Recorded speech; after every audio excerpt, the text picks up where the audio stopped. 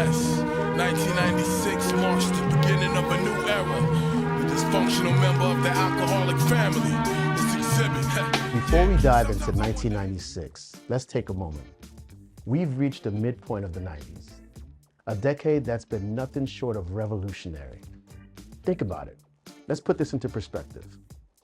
In just 60 months, hip-hop has transformed from a local neighborhood sound to a global movement and phenomenon. All of it occurred with multiple contributions from multiple coasts that's filled with incredible producers, DJs, promoters, and artists. But it wasn't an easy ride. This era was filled with ups, downs, and everything in between. And now here we are. It's 1996, the midpoint of the decade. Everything we've been building, struggling with, and dreaming of, and all of it has led up to this point and this moment. The year 1996 is often regarded as one of the most influential and transformative years, not just in hip-hop culture, but in hip-hop history.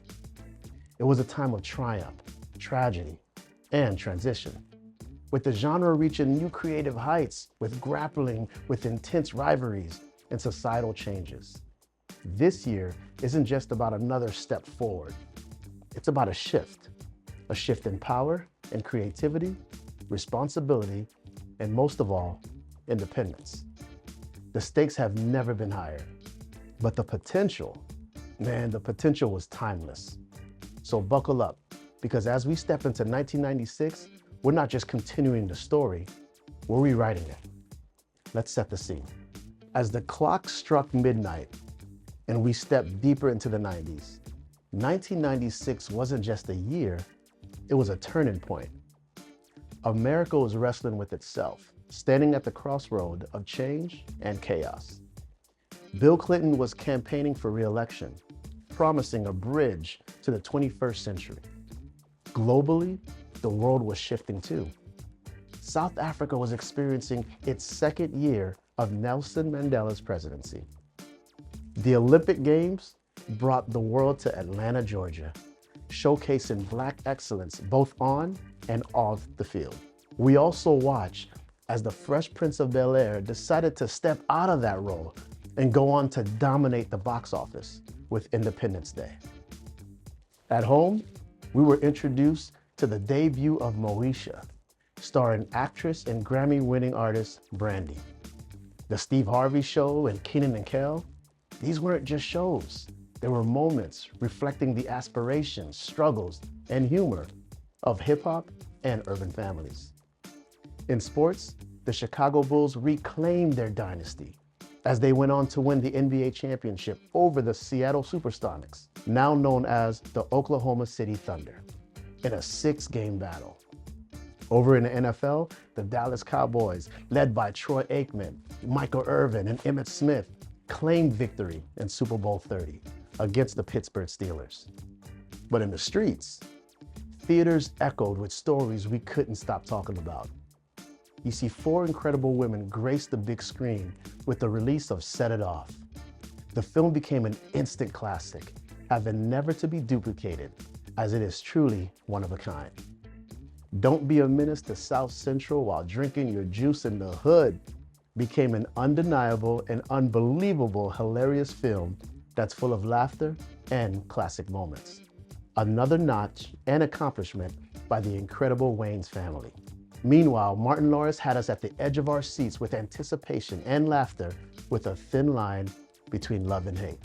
But on September 13th, Tupac Shakur, the poet, the revolutionary, the voice of a generation, was taken from us.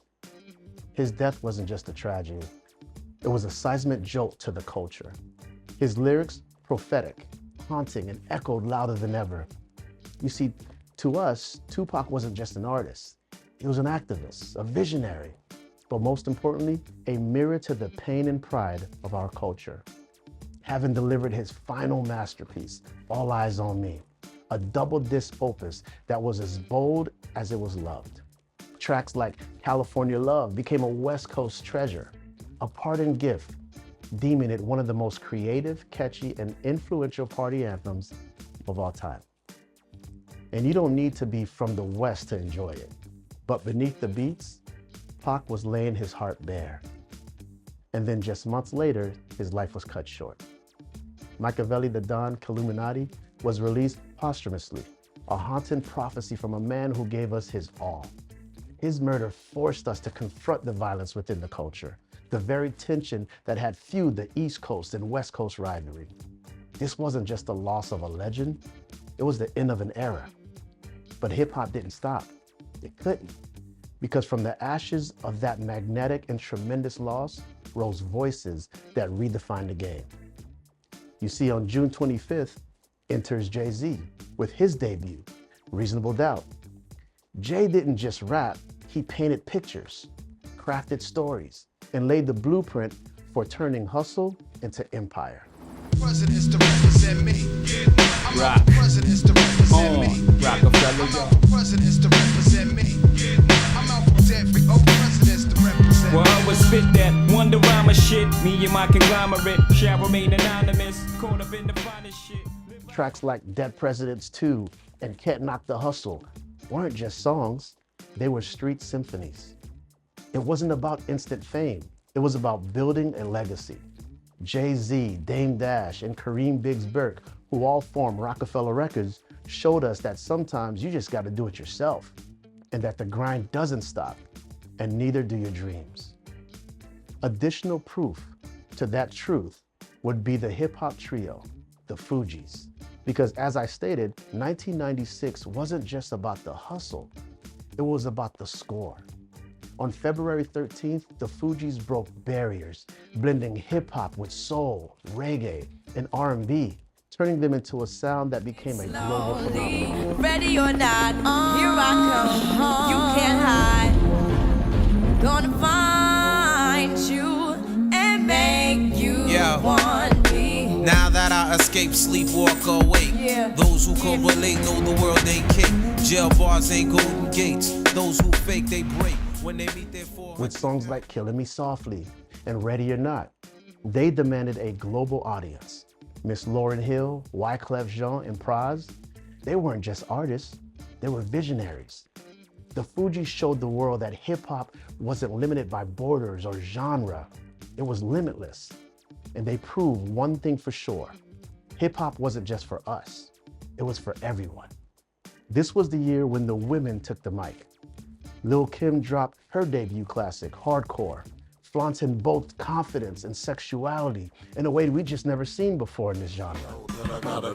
Hey yo, shorty, won't you go get a bag of the lethal? I'll be undressed in the bra all see-through. While you count your jewels thinking I'ma cheat you. The only one thing I wanna do is freak you. Foxy Brown entered in with her debut, Il Nana. Too loud, nasty as I wanna be. You don't shake your ass in front of me before I take it there and tear your back out. That shit ain't happened since the map was out. Lola Falana, dripped in Gabbana, 90s style, the finest style. Round the waist to fit, wanna taste the shit. Put me on a basin, throw your face in it. Showing she could hang with the best of them by delivering lyrics with an effortless flow, causing intimidation amongst her male peers. And let's not forget Bahamadea's Collage, an introspective, jazzy masterpiece, one that deserved praise and influence as any other. And then we were graced with the sensational lyrical wordsmith, Heather B. Heather B released Taking Mine, repping for the streets with raw, authentic energy, all while finding the social responsibility to remind us all to have all Glocks down. These women, amongst others, weren't just part of the movement, they were the movement. They challenged the norms, broke barriers, and made their voices heard for them and for women that came after them. Now, if hip-hop had a face of pure energy and creativity in 1996, it was Busta Rhymes. We were honored to receive his debut album, The Coming. Busta didn't just step onto the solo stage, he exploded on it. The breakout single, Woo-Ha, got you all in check. Yo, yo, yo, yo, yo, yo, yo, yo, yo, yo, yo, yo, yo, yo, yo, yo, yo, yo. When I step up in the place, say yo, I step correct. Got you all in check. was an anthem that matched his wild, animated, and vivid persona. But don't let the antics fool you. Buster's bars were sharp and in shape. His lyrical mastery and wordplay was and still is unmatched. Trust me, nobody wanted it with Busta Rhymes. He brought fun back to the genre, often defined with its seriousness. From his electrifying videos to his explosive stage presence, Busta reminded us that hip-hop was about expression and defining your own identity, and no one could express it like Busta Rhymes. This was the year that the world paid closer attention to Redman. He was already a fan favorite, but Muddy Waters took his career to new heights. The album was funky, grimy, and unapologetically New Jersey. Redman's humor and lyrical excitement were on full display, making you laugh while still nodding your head to some of the hardest beats of that year. Redman didn't need to chase trends. He was a trend. From his unforgettable skits and plays, Redman proved you could be raw and ridiculous while maintaining your credibility. 1996 was a year of bold innovation and cultural shifts in hip-hop, with artists redefining boundaries and asserting dominance across regions and styles. The Roots elevated the genre with Illadelph Half-Life, blending live instrumentations and poetic lyricism to create a soulful yet cerebral experience. Their critique of the industry norms on tracks like What They Do and their lyrical excellence on Clones solidified them as both artists and architects of hip-hop. Meanwhile, Master P's Ice Cream Man introduced Southern hustler rap to the mainstream. You know they body, 12 walk, body. In that 13, 17, up, down, downtown, across the sea. Body. Cause we body. My little homie, high mind and sign, they body. I mean, we body. King George, T.R.U. You know we body. Still, you know he body. With anthems like Body, establishing No Limit Record as a force and laying the groundwork for independent movement to thrive. Out West, Bow Down by West Side Connections was an unapologetic declaration of West Coast pride with Ice Cube, Mac 10, and Dub C, asserting their dominance in the wake of the East Coast-West Coast feud. Now for the underground, the late and great Chino XL. Here to Save You All has served as a masterclass in lyricism and wordplay, proving that even in the era of radio hits, intricate bars still had a home. Meanwhile, Kool Keith, with the effortless and creative Dr. Octagonacologist, took hip-hop into surreal territories, using futuristic beats and wild themes to remind the world that hip-hop was more than just a genre. It was an art form with no limits. We also saw innovative storytelling from the Lost Boys. They delivered Legal Drug Money, an album that is still celebrated with tracks like Renee, a vulnerable tale of love and loss. They captured the duality of street life, delivering anthems that spoke to the pain and the joy, the losses and the wins, resonating deeply with fans. Now OutKast, ATLiens, that's how I pronounce it, redefined the South, showcasing a futuristic soundscape that was as experimental as it was groundbreaking. Big Boy and Andre 3000 pushed the boundaries of what Southern hip-hop could be, setting trends and demanding respect for Atlanta's glaring scene. Meanwhile, Nas elevated his storytelling with the cinematic level with It Was Written. Songs like If I Ruled the World,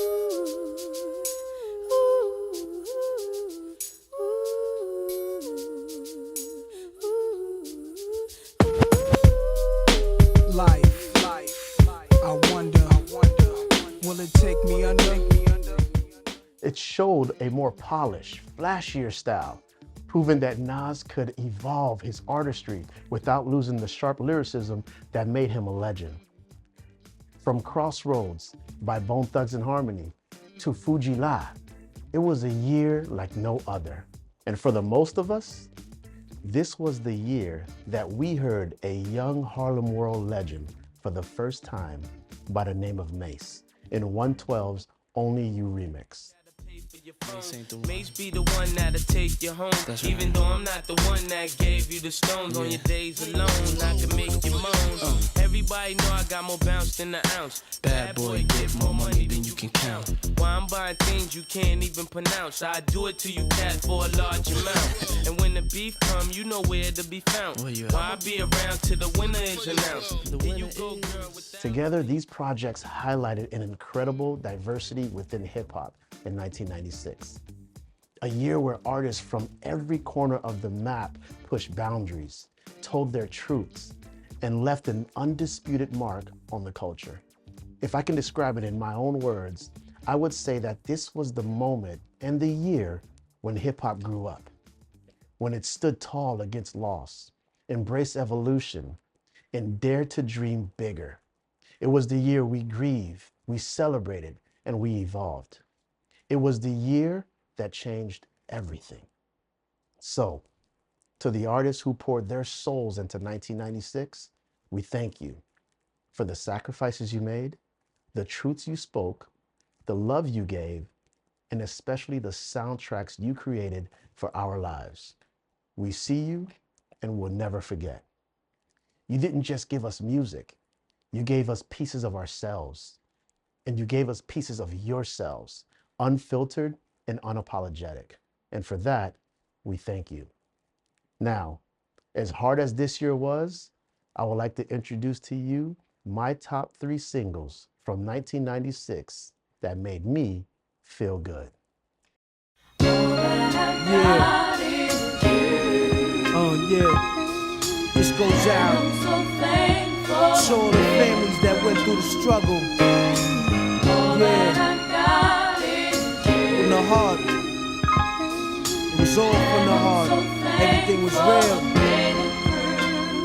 Yeah. Dwelling in the past, flashbacks when I was young. Whoever thought I'd have a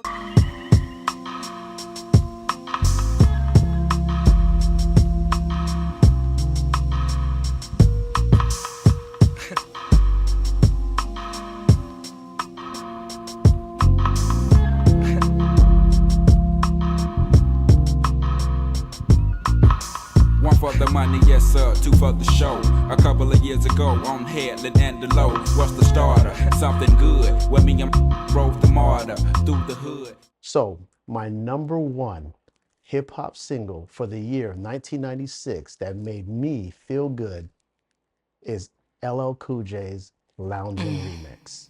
Go ahead, Daddy. It's a Queens thing, baby. I wanna dance with you. Rock on. We be doing it real. Rock on. The remix. How you doing, miss? My name is L, I'm from Queens. I heard about your man, he like the late Sugar Green. Dolce Gabbana Moschino with Donna jeans, but he slipped up and threw his rock to a fiend. He be playing like a Willie cause he